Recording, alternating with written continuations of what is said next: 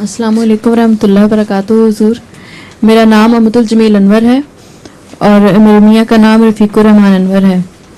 حضور میرا سوال سورہ المائدہ کی آیت نمبر 52 کے بارے میں ہے، جس کا ترجمہ ہے: اے وہ لوگو جو ایمان لائے ہو، یہود اور نصارہ کو دوست نہ پکڑو، وہ آپس ہی میں ایک دوسرے کے دوست ہیں، اور تم میں سے جو ان سے دوستی کرے گا وہ انہی کا ہو رہے گا. یقیناً اللہ ظالم قوم کو ہدایت نہیں دیتا. حضور اس آیت میں دوست سے کیا مراد ہے؟ کیسی دوستی؟ ایسی دوستی کہ تم ان کے ہی ہو کے رہ جاؤ، یہ مراد ہے. ورنہ غیروں سے محبت کرنا، اس میں سلوک کرنا، یہ قرآن کریم کی تعلیم میں شامل ہے.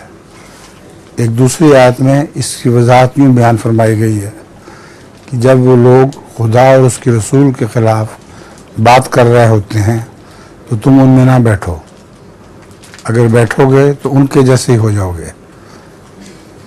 جب تک وہ بات کوئی اور نہ شروع کریں اس وقت تک ان سے نہ ملو. جب وہ بات دوسری کو شروع کر دیں پھر بے شک ان کے ساتھ ملو.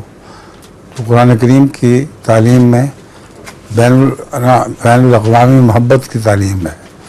اور یہ جو یہ بعض آیتیں جو ہیں ان سے غلط ترجمہ کر کے غیر احمدی غیر مسلم اسلام کے خلاف غلط فہمی پھیلاتے ہیں. جزاکم اللہ.